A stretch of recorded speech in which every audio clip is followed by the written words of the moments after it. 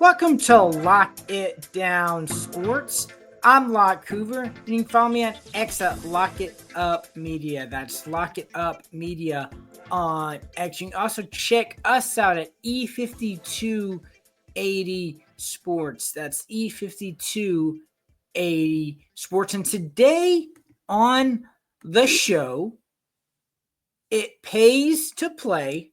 Some good news for Major League Baseball and what can they do at the deadline. And by what can they do at the deadline, I mean the Atlanta Braves. And it's really only one answer. It's buy or nothing.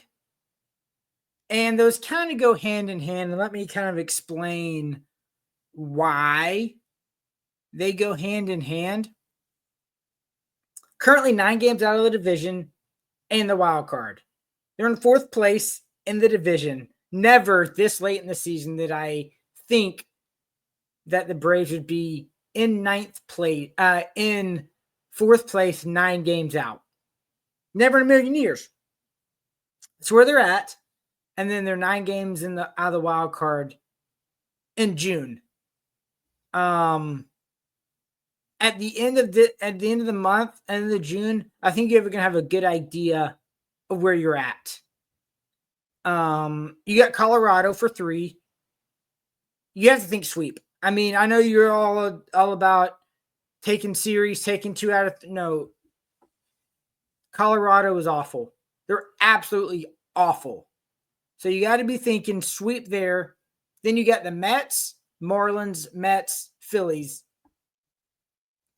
That's your next upcoming series to end June. Sweep Colorado, 2 out of 3 for the Mets. Maybe sweep the Marlins. Hope that you can sweep the Marlins. Maybe 2 at worst 2 out of 3. 2 out of 3 from the Mets. 2 out of 3 from the Phillies again. Then you're kind of back in it. Depending on, of course, what Mets and Philly do when you're not playing them, right? Of course, but I think that's really going to give you an idea of what you're doing come the trade deadline. You play well this month, you get back in it. If not, there's really not much you can do either way come the trade deadline. I mean, the only upgrade position is really the bullpen and shortstop. Yes, I know Nick Allen. He's been a Gold Glove shortstop. And he might win the Gold Glove, in fact. But that still doesn't change the fact that he's not a great hitter. And with all the offensive problems, the Braves need a bat that they can get. You want to say outfield, but remember, Jerson Profar is about to come back. Then who you're placing in the outfield? I mean, you don't have an outfielder to replace. You're not going to replace any other position. The starting rotation has been dynamite. So it's the bullpen, really. And the offense is struggling. Will one player make a huge difference? You want to say yes, but they've added Ronald Acuna, and they're still struggling offensively some games. So is Jerson Profar going to make that big of a jump offensively for this Braves lineup?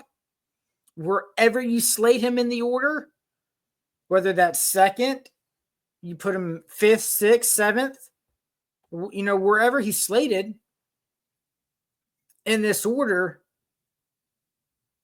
I'm not expecting how much of a turnaround when the best player, arguably one of the best players in the game, swinging the bat incredibly. Ronald Acuna's been on fire since he's come off the injured list. So you don't have any outfield options to really go with.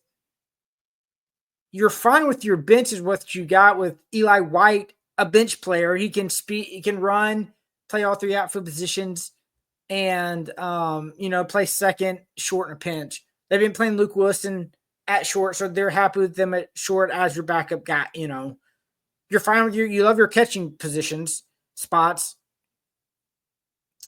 I mean, you're not going to trade for a fifth outfield spot, especially when Profar comes back. I mean, your other two outfielders are going to be Verdugo and Eli White with I forgot his name. Going down, the guy they just acclaimed off waivers from the Mets like a week or two ago. But that's it. So if you do, and then that can be the exact same discussion when it comes to trades. If they are out of it, there's not a lot that they can trade. Maybe your only true options is Rafael Montero, Eloy De Los Santos, maybe Alex Verdugo. If someone will take him, if you can get anything for those guys. Maybe Raisel Iglesias, maybe. But every other guy you have is under contract and locked up. Pierce Johnson, locked up. Bummer, locked up. Dylan Lee, still arbitration eligible for a few years. So you've got these guys. Daysball, of course, not going anywhere. Your entire infield, you're not trading anywhere. Yes, you could say Ozzy's got 2 club option years, but you're bringing Ozzy back. Let's be honest, at $7 million, so you're not trading him. Marcel, maybe, but he's got 10-5 rights, and I could see him saying no. But I don't realistically see them trading Marcel, just for the fact that he's been good. Great clubhouse guy. He's always good to us in the clubhouse. Players like him. I mean, maybe, but I think the Braves want to re-sign him. So, yes, you could trade him and then re-sign him. That's happened before in the Aroldis Chapman deal when he was traded to the Cubs from the Yankees and the Yankees signed it back. It happens, but it's rare. So I didn't even really consider him and on the list. And if you were to get trade De Los Santos or Rafael Montero, who's, if they're used correctly, they're okay. You know, that 5th inning, 6th inning, 7th inning, down 2 or 3 or up 4, 5, 6, something like that. That's when they use, that's fine. That's when they need to be used. So you might get a single A or double A relief prospect type guy for them, but you're not getting a big haul for any of those guys. Verdugo, same type thing. If someone wants to, hey, we need a veteran 5th outfielder that can come in and, pitch run for us, do some stuff off the bench. Sure, maybe. But this team's locked up. Every core guy is not going anywhere, and they're in a position to compete next year with that starting staff. With Sale, with Swellenbach, with Spencer Strider. That's your top 3 right there. Then it's, you're not trading Bryce Elder. He's an up and down guy. You love what you've seen from Grant Holmes as, you know what? This guy can be a starter. And if all else fails, throw him in the pen.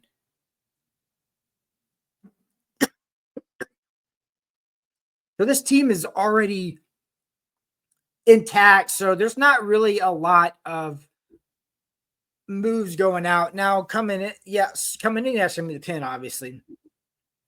And they're going to be trading from their pitching depth. I think that's where the trade comes from the minor league side. Now, on the positive note, when it comes to Major League Baseball, it's their ratings. And they're up all across nationally. 22% ratings up on ESPN, 16% up on TBS, 10% up on Fox. And internationally, mainly Japan, which is of course, it makes sense with all the Japanese guys on the Dodgers and some around the bigs with Singa in New York. It helps out there in big markets. Japan's up 22%. So all the national games are up. And local does great. Local does great for TV markets because, they want to see the local teams. Not so much the national market as far as I don't care about Yankees, Red Sox, who's an ESPN game or the Fox game. I'll kind of watch it maybe if I'm kind of scrolling through. Oh, yeah, I'll watch a few innings. I'll switch back and forth and something. Sure. But overall, this is a great thing because it just shows you and shows Major League Baseball, look, we're up 22, 16, and 10% on all these networks, and we got to go find a new TV deal. Since, ESPN is getting out of the $550 million deal the next 2 years. Those numbers shouldn't make it more valuable for NBC, who's considering a MLB package. And Apple TV, which I hope they don't go to Apple TV. I hope they go to a network or somewhere that's not a streaming service. Something that's free, I guess, essentially, that comes with all of your streaming and or cable packages, And I think another thing they have going for them, NBA finals ratings are down. Granted, it's some of the smaller teams in Oklahoma City and Indiana, not your big name stars, big named TV eyeballs as the Lakers, the Knicks, the Celtics type teams. But still, it's the NBA Finals. Your best two teams going for a championship. And ratings are down a lot. I mean, it's a great selling point for Major League Baseball when it's like, look, we're up in all three national networks, and if you want to count Japan, sure, globally, whatever. In the finals, NBA finals are down. Hello, good product. We put on a good product on TV, even though we, Major League Baseball, suck at selling it and suck at promoting our stars. That's neither here nor there. So, positive selling point for baseball to go and get a good deal for themselves. Now, speaking of good deals, NCAA 2024, the 2026 college football game is about to get played a lot more by a lot of people you would not expect to play it. So, each school will now get paid for how many times fans use that team in the game. So it's a good way for fans to help their schools earn money. So this is an example. So the total university royalties would be $5 million with 70 million games played. So if users play 7 million games with the same team, that school would receive $500,000, $500,000 in NIL. Like that's like putting the initiative on the fan to, hey, play with your team. Like what a way to help grow your own program with NIL. I mean, can you imagine and picture coaches playing the game now? And when I say playing the game, I think they're just running simulated games, allowing it to be a computer versus computer dueling it out against each other. After you set everything up, okay, we want Tennessee versus Kent State or whatever, and you run through that, you let the computers play the game. I mean, I this is gonna be hilarious, but kind of innovative. I can't wait to hear that sort of thing come out at press conferences in the upcoming years. Of sorry guys, I was late. I had to finish my NIL my game to help our team earn some more money. I mean, we're like a kid being late for practice, and the answer is, "Hey, I'm just hoping to try to earn some more NIL money for the program." Yeah, coach is going to be peeved, but can't be that mad. He's trying to help his team earn more NIL money. Like, this is so funny. Like, how somebody, like, and I'm sure there's going to be schools that's going to just set up where you can just simulate, run through, whether it's like some kid at Duke or Stanford or like Harvard or Yale, like all of a sudden it's going to be, it's like, oh, wow, Yale earned the most NIL dollars this year. It's like, huh, I wonder how that was done. Some program where they just run it through and they get, credit for that, playing like that. So that's, that'll be kind of fun to see what happens with that. As always, you can follow me on Twitter at Lock It Up Media.